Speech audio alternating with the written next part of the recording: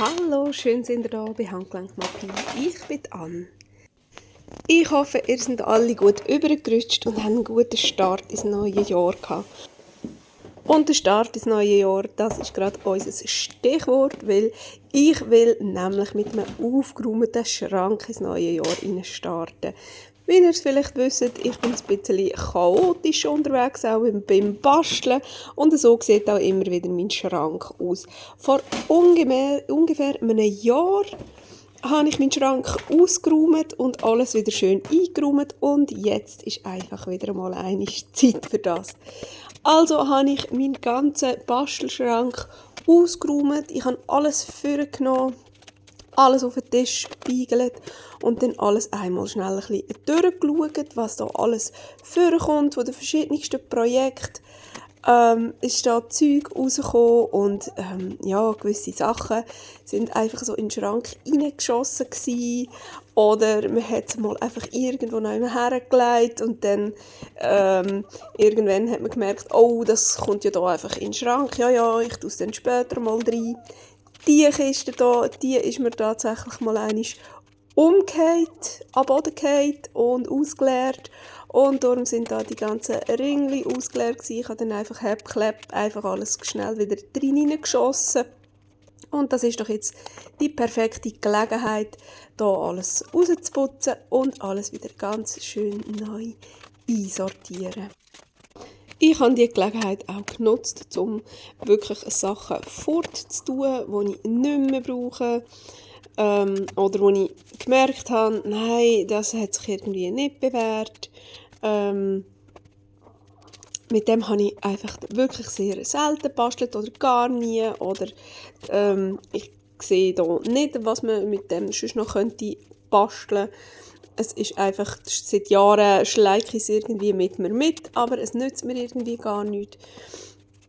Und habe dann wirklich auch gut ausgemistet. Da meine Stempel, die sind gerade so bei der Weihnachtsstemplerei, hat man die einfach nur reingeschossen, sodass der Deckel gar nicht mehr zugegangen ist. Und da bei meinen Stempelfarben habe ich gedacht, das ist eine schlaue Idee, wenn man das in ein kleines Kistchen reinräumt, aber ich habe dann schnell gemerkt, nö, und musste es dann wieder umräumen in die grosse Kiste. Ja, das ist mein Sorgenkind gsi. Ein Schrank, der einfach komplett mit so Papierzeug zugestellt war. Es sind ganz viele Sachen dazugekommen. Ich habe viel selber gemacht, viel schöne Papier selber gemacht. Ich habe geschenkt bekommen oder ich habe mir Sachen dazu gekauft. Und einfach alles immer schön wieder in den Schrank reingestopft, einfach oben drauf. Und dabei hatte ich doch so ein schönes Ablagesystem. Aber es sind jetzt noch 3 leere Ablagekistchen dazugekommen. Das heisst, ich kann jetzt wirklich alles super gut sortieren. Nach Art von der Papier. Ich habe ein gewisses System ja schon gehabt. Und das System war auch nicht durcheinander gewesen. Es ist einfach alles, was ich rausgenommen habe ich nicht unbedingt wieder dort zurück, da wo ich es genommen habe. Und darum hat sich das dann halt auch so gestapelt. Vielleicht erkennt ihr das eine oder andere Projekt, das wir miteinander gemacht haben. Und das wird jetzt einfach auch schön abgeleitet nach einem neuen System. Oder besser gesagt, ins alte, erweiterte System. Ich bin auf jeden Fall top motiviert gewesen. Ich hatte ungefähr 3 Stunden für die ganze Geschichte.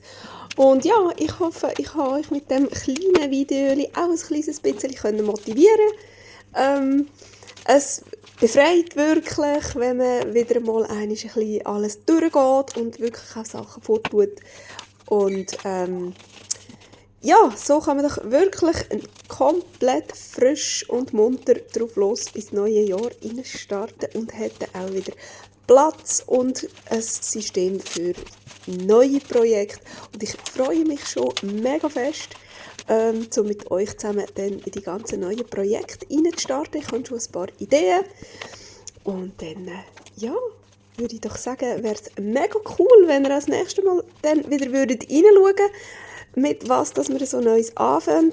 Ich möchte mega gerne wieder ein bisschen Jellyprint machen oder auch ein bisschen malen mit Wasserfarbe, mit Acryl oder Gouache oder sogar Ölfarbe. Ich weiß es noch nicht.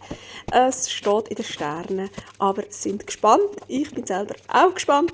Und jetzt ist da noch gerade der letzte Rutsch. Es bleiben nur noch ein paar alte Projekte und leere Kistchen für neue Projekte.